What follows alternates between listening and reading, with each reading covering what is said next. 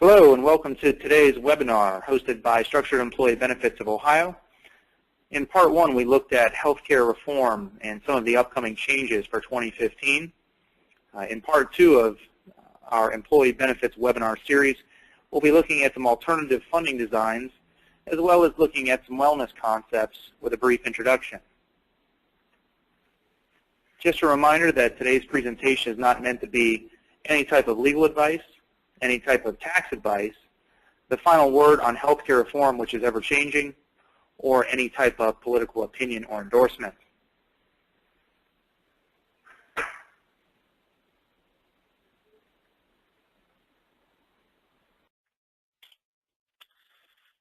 I am your presenter, Wes Campbell. I can guarantee you I do not look like that right now. Some of you may know my firstborn was just came into the world last week, so picture that with dramatic bags under my eyes and unshaven, but persevering nonetheless. So my role here is to work with many of you on your renewals, as well as implementing long-term cost containment strategies, and I've been doing that here at SEBO since 2002.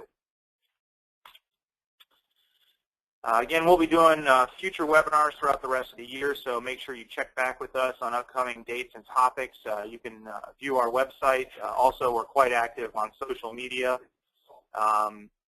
Those websites are listed below for Facebook and Twitter. And again, this webinar will be recorded and uploaded to the resources section of our website for future reference, as well as we can email you a copy for anyone that would like a copy of this.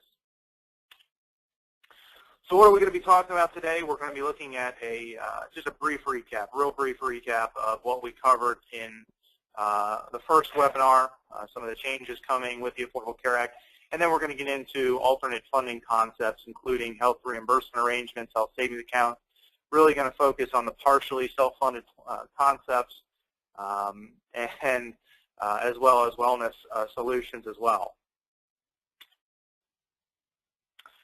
Just a quick recap, healthcare reform in 2014. On January 1st of this year is when we saw the ACA go into full effect, ushering in several reforms that do coverage options that have been impacting people across this country in a variety of ways. Some of the key provisions that took place in 2014, the major one was the individual mandate or the individual requirement that everybody carry what we call essential health benefits, and people could purchase that coverage through the health insurance marketplaces or exchanges. There are also the eradication of dollar limits on essential health benefits, both on an annual and lifetime, as well. No pre-existing conditions for all ages, and the coverage of clinical trials. There are also a couple of eligibility-related provisions, meaning that plans that were offered through the marketplaces and exchanges and in the private market had to be guaranteed available to everybody and guaranteed renewable to everybody. And there were limits on waiting periods that employers could enforce. Also, we have new fees and taxes associated with insurance policies, the health insurance industry fee, the reinsurance assessment fee, and the smaller patient-centered outcomes research institute fee. The biggest thing we talked about in the first webinar is what's coming in 2015, which is the employer mandate, the reporting requirements for large employers, and the minimum essential coverage reporting that will be handled by insurers and those of you that have self-insured plans. The employer mandate simply states that groups with 50-plus full-time employees or full-time equivalents must offer medical coverage that is quote-unquote affordable, meaning can't cost anybody more than 9.5% of their gross income, household income, and provides minimum value to full-time employees and their children up to age 26 or otherwise face penalties. And if you have questions about how to measure that 50 full-time employees or full-time equivalents, we talked a little bit about that in the first webinar. We can talk about that individually. This following chart we have here shows how the employer mandate is going to be phased in. Again, 1 to 49 employees won't be affected at any point, won't be forced to offer coverage or make coverage affordable. But employers with 50 to 99 full-time employees will have to start offering affordable coverage in 2016. They will have to offer that coverage to at least 95% of the full-time employees and dependents age 26. Again, the key word there being offer. Okay, so don't get confused with having to pay for in certain aspects. All it has to do is be affordable to the employee. For groups with 100 or more full-time employees, they will have to start offering coverage to 70% of full-time employees and dependents starting in 2015, and then that will continue in 2016 when it also goes to 95%. The asterisk just states that there may be requirements in 2015 for groups that are between 50 and 99 employees to certify that they didn't reduce the size of their workforce to stay below the 100 employee threshold. And lastly, the penalties we talked about in the first webinar. The first one is, do you offer coverage? If you do, you get a big check mark. If not, there is a $2,000 penalty per full-time equivalent. You get a credit for the first 30 for those groups with 50 to 99. In 2016, for groups that are over 100, they'll get credit for the first 80 here in 2015. And then if you do offer coverage, does it meet the minimum value? And if so, then we ask, is it affordable? And if it's not affordable, meaning it costs anybody more than 9.5% of their gross income, the penalty is $3,000 each time a full-time equivalent goes into the marketplace and receives a subsidy. So, having said that, how are we looking at dealing with some of these rising costs? The effects of many of these rules and regulations associated with the ACA have caused premiums to rise for employers and employees. That's not to mean that rates have raised for everybody. We work with a lot of small groups that benefited from what we call the adjusted community rates, meaning getting quotes without having to answer medical questions. But the average employer is seeing costs go up. One of the ways we try to offset some of the rising costs of healthcare are to make consumers more aware of the actual costs of their healthcare. We call this looking at consumer-driven health plans. This will encourage consumers to shop and inquire about the cost and effectiveness of their healthcare services. And the alternative plan designs we're going to talk about may be an effective way to make employees more aware of the true cost of their medical expenses. The first one we're going to talk about is a health reimbursement arrangement, or HRA. And I really want you to hone in on that second letter, the R there, the reimbursement. That's the key difference here between an HRA and an HSA. An HRA is a notional account that employers use to reimburse employees for their health care expenses. So when we say notional, it's not money that actually has to be sitting in an account. It's just theoretical that this money is available for employees to reimburse them for their health care expenses. These funds do not accumulate in a separate account. Rather, employers only pay for expenses when they're incurred. So a lot of times what we see is an employer may go to a higher deductible and look at reimbursing a portion of that deductible for their employees or for their employees and their dependents. The reason a lot of employers have done this is because most people don't meet their deductible in a given year. So what are some of the advantages of the health reimbursement arrangement? Well, it allows some flexibility for employees and their medical expenses. Employers can limit the HRA to things that are only covered by a deductible or copay, or employers can widen the scope to things that are beyond what the deductible may cover. And we'll talk about some examples here in a minute. It does give the employer some control. It allows the employer to adjust the HRA from year to year to meet their budgetary constraints or to make sure that the coverage is staying as competitive as possible. It's not portable, meaning that an employee that quits or retires, what have you, can't take the money when they leave. That money is only used to incur expenses that are for employees that are actively at work. The employer retains the unused funds, so any savings that is generated by the HRA at the end of the year, that savings goes to the employer, and there are also tax benefits for the employer. The money that an employer spends on reimbursement, those are funds that can be written off as business expenses. What are some of the disadvantages? The employee can't contribute to the HRA. That's more in line with a health savings account, which we'll talk about. The HRAs are typically a little less consumer-driven than an HSA. when it's the employee's money in a health savings account situation, there's going to be a lot of consumerism. But when it's an employee spending an employer's money, so to speak, there's not quite as much consumerism, although employees do want to make those HRA dollars stretch out as far as possible. There can be some compliance issues, especially under the Affordable Care Act, of making sure that your HRA is compliant. Typically, those issues arise when we look at both the fiduciary responsibility, but also HIPAA compliance is a big one when we look at the HRA. And that is typically why groups that are employing an HRA bring in a vendor or an administrator to handle the administration of that HRA, which can mean for extra expenses. We manage HRAs for quite a few of our customers. How is the HRA funded? It's 100% employer funded. The money belongs to the employer. It's not given to the employee, so it is not portable. The employees cannot cash it out if and when they leave, and the employer gets to determine if there are carryover funds allowable from year to year.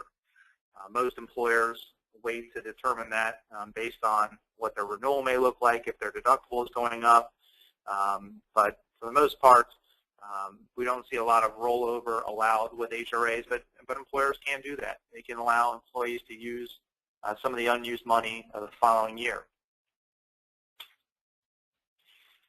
Some of the things we can't use HRAs for are long-term care insurance premiums, Medicare Part A, Part B, Medicare HMOs, and employer-sponsored retiree health insurance plans or COBRA premiums. Those are not the types of things that you can use an HRA for, although some of those an HSA can be used for.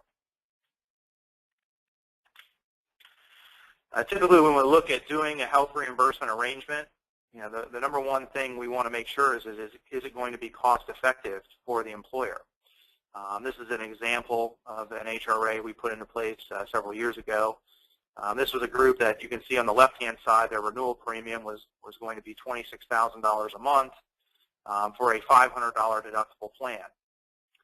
We were able to find a comparable plan with a $2,500 deductible that lowered the premium to just over $19,000 a year. So a savings of almost $19,000 a month. So a savings of close to $7,000 a month. And in this example, the employer funded all of the difference in the deductible. So the deductible was $500. We went to $2,500, so the employer was going to fund $2,000 of that deductible. The employer can choose whether they want to fund their $2,000 first, last, or simultaneously. That's a lot of the flexibility that comes with the HRA. Typically, when we install an HRA, we like to see the utilization by the group overall run somewhere between 25 and 40%. So that's why we include those numbers here. If we can find a situation where it will run better than 25%, that's great, because the better it runs, the more savings there is over the course of the year. But you can see that we also want to take a look at what would happen if everybody used every dollar, the 100% utilization. The fact of the matter is that in this country, only about 10 to 15% of people meet their deductible in a given year. And again, that's an average. If your group has a $500 deductible, you may have more people that meet their deductible. If you have an older, aging, or unhealthy population within your group, you may see higher numbers than that. But on average, we see about 10 to 15% of people meet their deductible each year. So this is a good way for employers that do not want to pay to have that low deductible. They can basically take on a little bit of the risk themselves while still offering a competitive benefits package. Some other things to consider. Again, the employer determines the timing of the medical payments, meaning that the employer, depending on the vendor that they're working with or if they're managing in-house, gets to determine how often are reimbursements made. Are they done, daily? Are they done weekly? Are they done as the claims come in? Are they done quarterly? That's really up to the employer. Are the payments made directly to the employee, or are they assigned directly to a provider? That's another question that can be asked when installing an HRA. And as we mentioned, the scope of the medical reimbursements can be widened or limited depending on the employer. So again, the employer can open up HRA dollars to things that may not necessarily be covered by the health insurance plan or the health insurance deductible. Can be opened up to things like dental and vision expenses. Those are really choices that each group needs to make when looking at installing their HRA.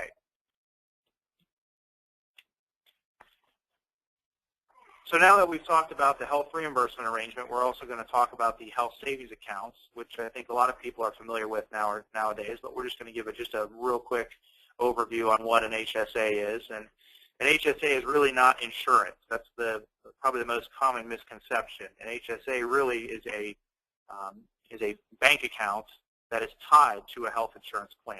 And the HSA is what we use to pay for qualified medical expenses under that health insurance plan. So HSA plans were created by the 2003 Medicare bill. They are designed to help individuals save for future qualified medical and retiree health expenses on a tax-free basis. They are a savings product. Again, that second letter, the S, the savings, that's what differentiates it between the reimbursement program. They offer a different way to pay for health care. Employees must be covered by a high-deductible health plan, or what we call an HDHP, or an HSA qualified plan, as it is known as well, to be able to take advantage of an HSA. An HDHP generally costs much less than a traditional health care coverage because the HDHP has to have a higher deductible, and it cannot have first dollar coverage, meaning it can't have copays attached to it, at least not until after the deductible's been met. But preventative services, as with all plans, is covered 100% when you have a health savings account. The money that the employee saves on insurance can be put into the HSA. So how does an HSA work? An HSA plan allows an employee to pay for routine health care expenses directly from a pre-funded spending account and to have a high-deductible health insurance policy to protect them from catastrophic medical expenses. If the balance on this account runs out, employees pay the claim just like under a regular deductible. Employees may keep any unused balance or rollover at the end of the year to increase future balances or to invest for future expenses. The employee or the employer can contribute to the HSA up to the statutory limits that are set annually by the IRS, and we'll talk about what those numbers are here momentarily. Contributions are allowed only for employees that are under age 65. Employees own and control the money in their HSA. They're the custodians of the account. It is their money forever, unlike the HRA. Decisions on how to spend the money are made by the employee without relying on a third party or a health insurer. So again, this is where that consumerism comes into play. They also decide what types of investments to make with the money in the account to make it grow. So an employee starts by enrolling in a high-deductible health plan, as we said. Employees establish the HSA account with a financial institution of their choosing. And obviously, a lot of the health insurance carriers have financial institutions they recommend. You're free to use any bank you would like. And the employee makes pre-tax payroll deductions or pre-tax contributions outside of payroll up to $3,300 for an individual and $6,550 for families. Those are the limits for 2014. The minimum deductible for an HSA qualified plan is $1,200 right now for individual coverage and $2,400 for family. If the employee is over age 55 or older, they can contribute an additional $1,000 for family or single coverage.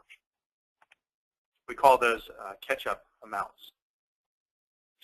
Employees choose when and how to spend the funds in their individual account. There are investment options for accounts typically of $2,000 or more. Again, it depends on the bank that you're using, but typically accounts of less than $2,000 grow with interest.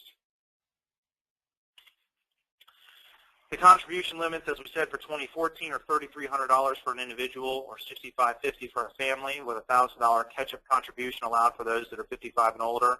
Those are going up only slightly for 2015 to $3,350 for individual coverage and $6,650 for family coverage.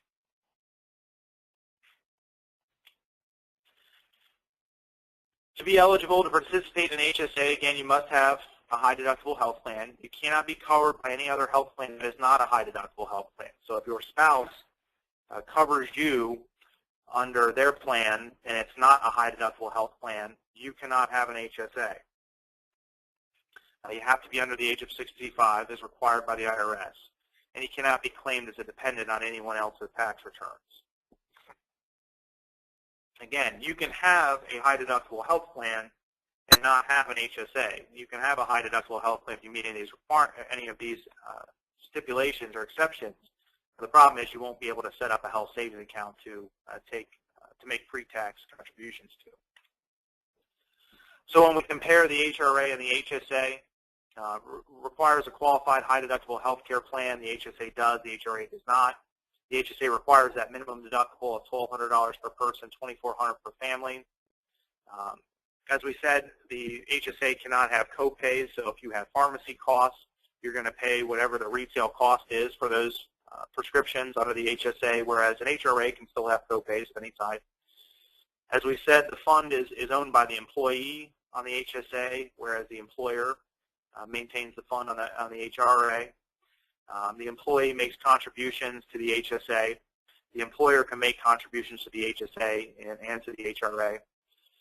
Those allocations or how that money is spent on the HSA, that's defined by the IRS, by the qualified medical expenses. The HRA can be opened up to those qualified medical expenses as well, but it's really at the employer's discretion. Typically when we see employers implement an HRA, the funds are only used for deductible-related expenses. On the HSA, the funds can be invested if your financial institution allows for that. The HRA, those funds aren't invested because it's the employer's money. Distributions are permitted for non-medical reasons on the HSA, but you are going to be subject to a tax and a penalty for that. Okay. The unused funds absolutely do carry over from year to year on the HSA because it's the employee's money and they own it. It's theirs forever. There's no use it or lose it provision to the HSA. The account is fully portable, meaning if an employee goes to leave to work somewhere else and they have an HSA, even if the employer's contributed to that HSA, they take that money with them.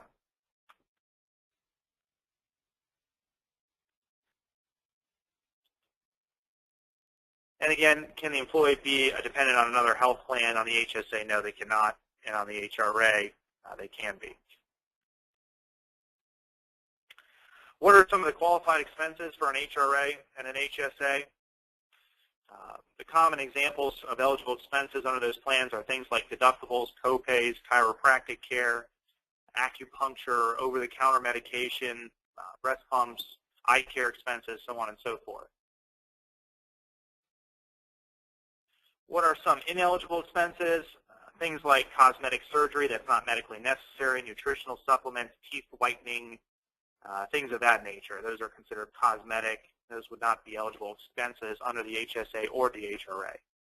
But again, under eligible expenses, you'll see, for example, acupuncture. That's something that's typically not covered by your health insurance plan.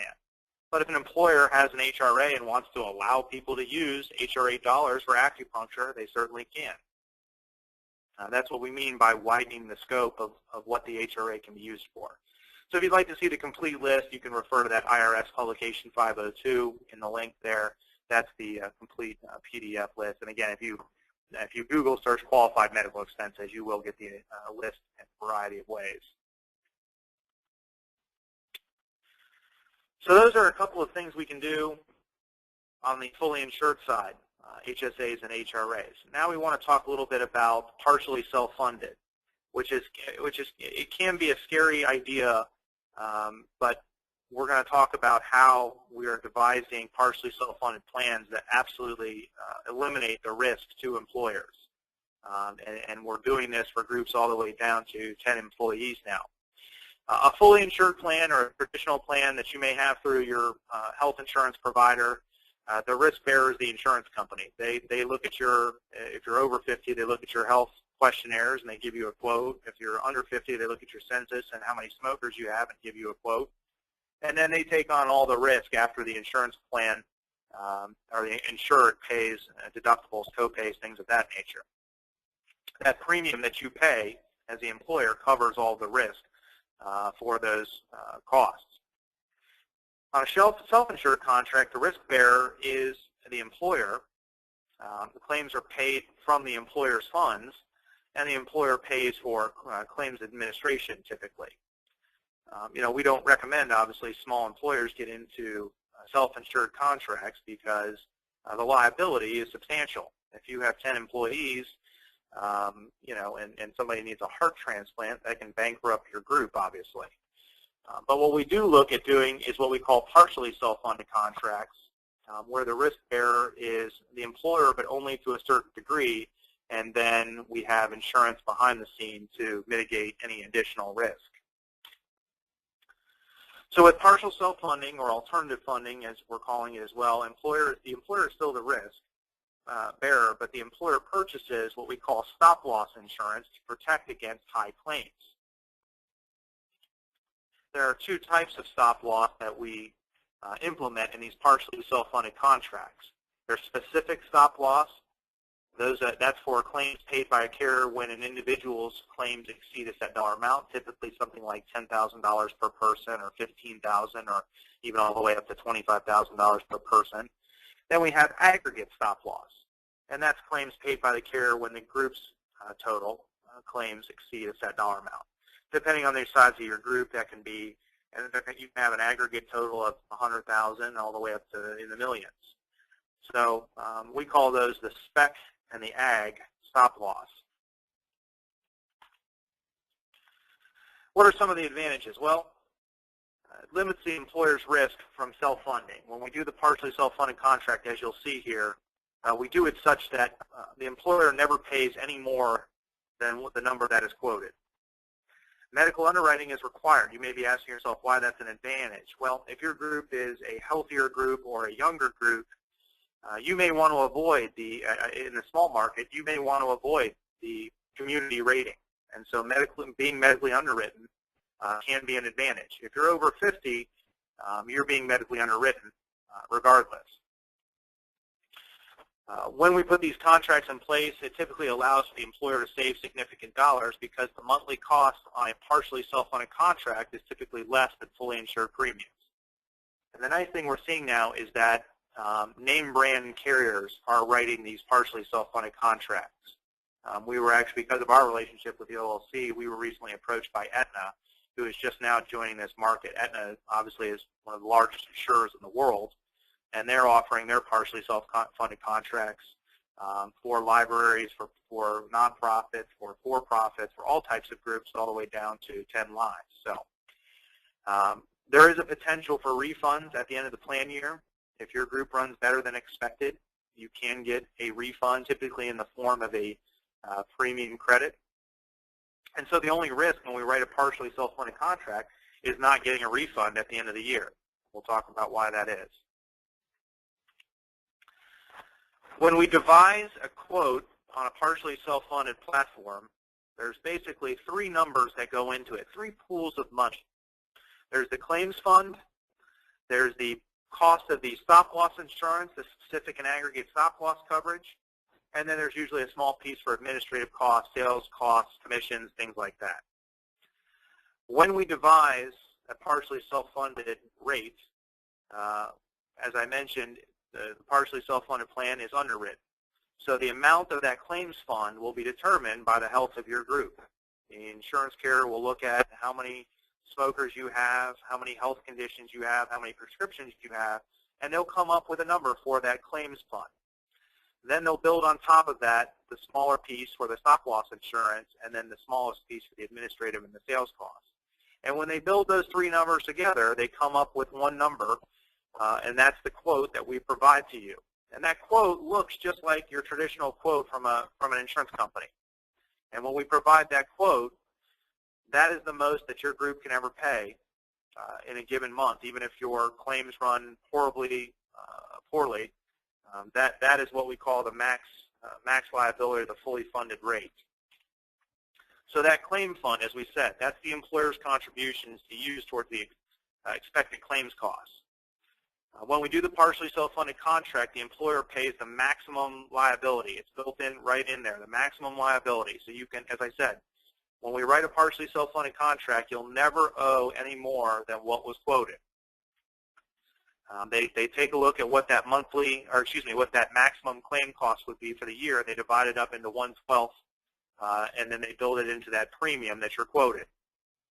And so, as we said, we call it level funded, meaning the employer will never be charged more than that number for claims. But if claims run better than expected, as we said, and there's money left over in that claims fund, that is typically, a portion of that is typically returned to the employer.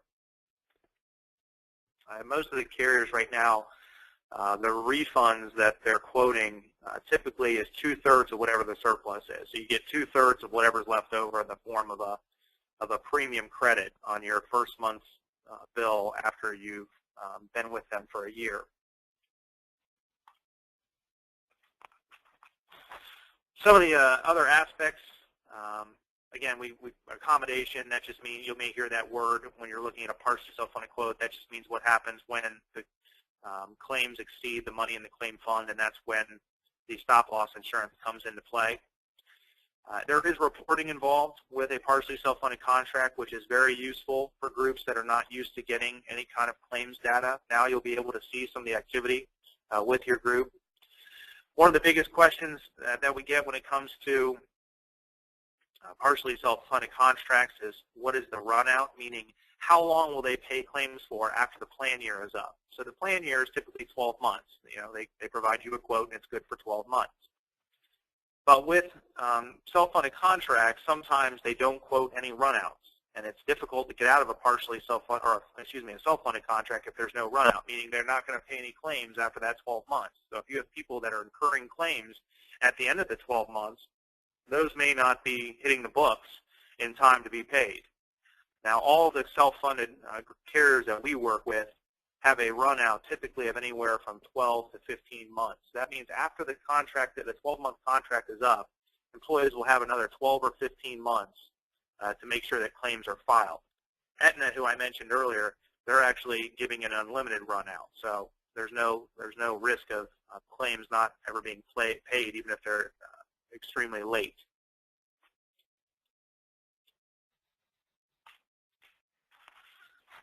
So again, just to kind of surmise the partially self-funded plans, we find that there are a very valuable tool in this ever-changing marketplace, both for small groups and for larger groups.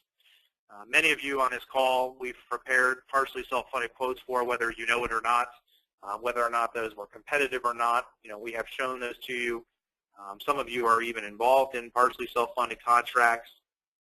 Some of you are involved in HRAs. Some of you are involved in HSAs. With the partially self-funded plans, you can still do an HRA or an HSA with those partially self-funded plans. That's the beauty of the partially self-funded plans. We provide you with a quote from a variety of carriers that offer the partially self-funded plans, and they look just like traditional insurance quotes. They use traditional networks that you're familiar with, the Aetnas and medical mutuals of the world. And the only thing that you have to worry about is how much money might you get back at the end of the year. So if you have more questions about partially self-funded plans, please let us know. We'd be happy to show you some numbers for your group in particular. The last thing I want to talk about today, just briefly, is the wellness concept. I see some names that have joined us here today. Some of our poster children for wellness plans. You know who you are. We feel like wellness is the next big initiative in healthcare, and I anticipate that we'll do a more in-depth webinar entirely about wellness at a later date. But wellness programs encourage employees to learn how to better manage their behaviors as well as their health care, reducing overall costs while improving quality of life.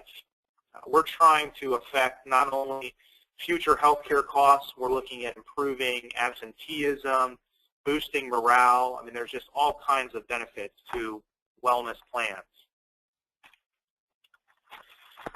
We work with wellness vendors, but there are also wellness plans that can be initiated right there at your group. Some of you are already doing that in-house.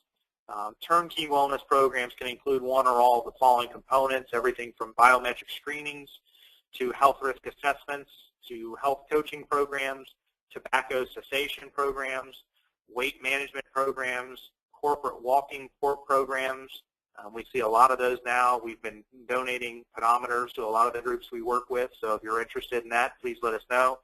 And can be just as simple as newsletters and communications to your employees about healthy ideas, healthy concepts. A lot of the carriers that you work with have wellness portals built into their employee websites, and we want to make sure that those are being promoted to your workforce. The most aggressive version of wellness programs typically involves a biometric screening and a health risk assessment, and some groups determine that they want to tie employee contribution to the results of those biometric screenings and health risk assessments. That's a perfectly legal concept that's been done for many years. Scott's Lawn Care, Honda, they're very famous for implementing these types of programs. We're seeing more and more small employers, mid-sized employers wanting to have some positive impact on their employees.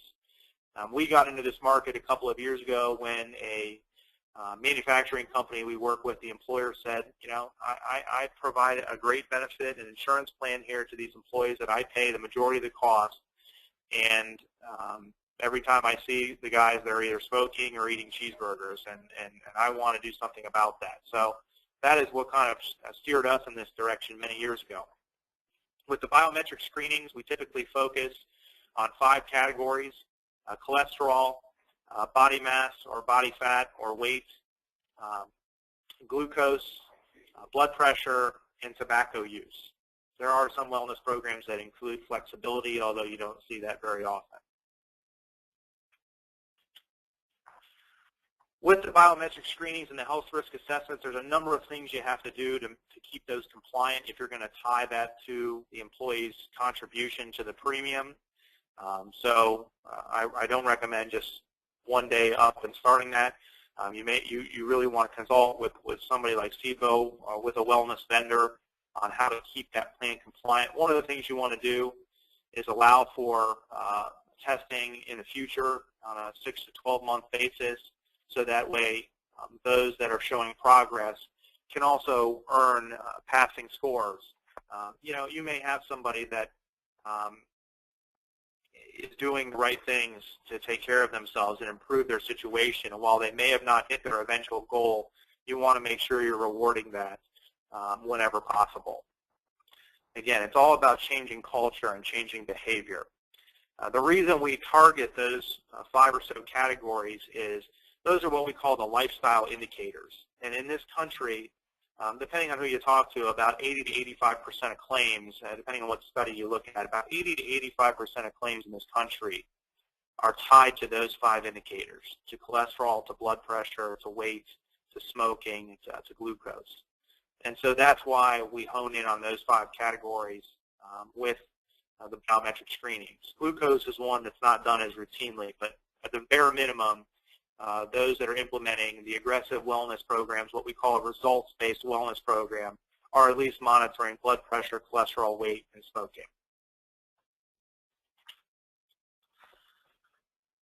After you've done the biometric screening or the health risk assessment, we always find it's very valuable to bring in health coaches. So once we've kind of received some data on what your group's indicators are and where your group may need the most work, we can work with health coaches to look at things like exercise prescription, weight management programs, diet planning programs, and you can take it a step further. Smoking cessation programs, if you have a vast number of smokers in your group and want to look at honing in on that, you can do that as well. At the end of the day, your organization's wellness program does not have to be as involved as the biometric screening examples we've shown. It can be as simple as implementing a corporate walking program. You'd be surprised what that could do for not only your corporate culture and your company morale, but you know, these kinds of things can have a positive impact on claims down the road. If you've got a group of 10 employees and somebody has a massive heart attack that requires, you know, or a cardiac episode that requires a heart transplant, all the wellness programs in the world aren't going to affect what that's going to do to your claims. But what we're looking to do is to have an impact on those lifestyle-related claims. we want to help people that may be pre-diabetic. We want to keep them there or even get them back into a safe range. We want to help somebody that's pre-hypertensive to stay out of being hypertensive and thus becoming somebody that's reliant on medication or something of that effect. So at the end, you decide what is the best approach for your company, and SEBO will be there to guide you through the process, no matter how simple or involved it may be. Why implement a wellness program? Well, the answer is simple. There's usually a substantial return on investment associated with health and wellness programs. A 2010 report by a team at Harvard University's health economists published in the Journal of Health Affairs found that the average medical cost savings per dollar invested in wellness programs was $3.27. That report's finding was based on analysis of more than 20 peer-reviewed ROI studies. Now, again, we don't have a crystal ball. We can't say that your group's renewal is going to be lower next year because you implemented a wellness program. That's not the goal here. The goal is to have a positive long-term impact on the health and well-being of your employees.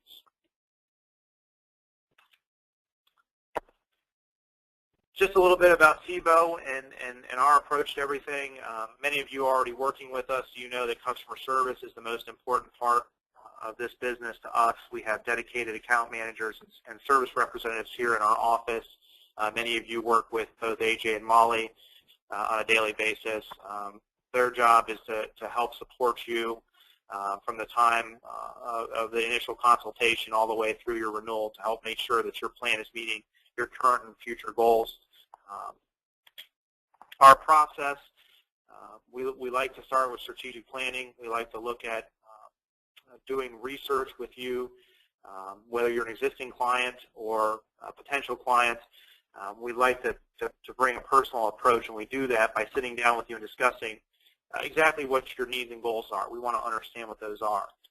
From there, we look at designing a benefits plan that will meet those needs and goals.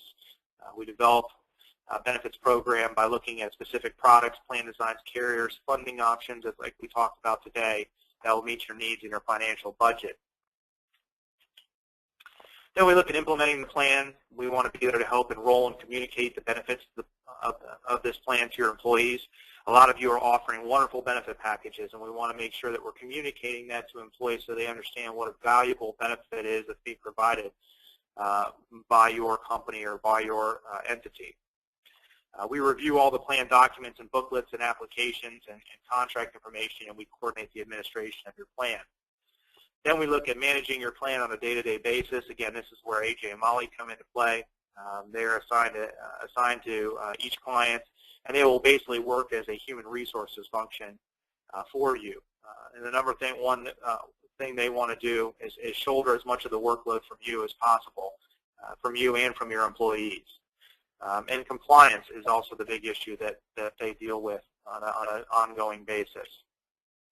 And lastly, we make sure to review your benefits plan at the end of the year to make sure that it was working properly. We negotiate your renewal for you. We shop your plan in the current marketplace. We are a Tier 1 broker with all the carriers. We have special deals brokered through the OLC for those of you that are library customers. We have several proprietary products that we can offer that no one else has access to. So we do have some advantages over a lot of others in the marketplace. If you are a new group here that's with us for the first time and you're interested in learning more, this is just some information we would gather from you to provide you with a no-obligation quote. We had some great feedback from our first webinar and are already preparing some quotes for some people that participated on that call. If you're an existing customer and you're interested in the partially self-funded concept or the HRA and the HSA, feel free to shoot myself or Corey an email, and we'll talk about that on an individual basis. That is all for us today. We want to thank you all for taking time out of your busy schedule to be with us here today. As I mentioned, there will be future webinars coming up. Two of them that we've already targeted include the wellness webinar, as I mentioned. We're also looking at offering a webinar on minimum essential coverage for those that have large numbers of employees that they may feel like they need to offer coverage to in the new marketplace in 2016 or 2015 to avoid penalties. We have some minimum essential coverage plans that we think are going to be a good tool to keep costs down but still meet those requirements. So be on the lookout for those dates coming up. Again, stay glued to our website as well as our Facebook and Twitter account. If you're on those, you've already seen a picture of my son. So that's already been up on our social media. So again, if you have any questions, feel free to contact us at the number there listed, my email address, Corey's email address, or if you're already working with us, feel free to contact AJ or Molly. I can't believe there's no questions, just because, as I said, I'm running on no sleep and no coffee, but it doesn't seem like there's any questions at this time. So with that, we want to thank you for joining us today, and we look forward to talking to you again in the future. Thanks, and have a great day.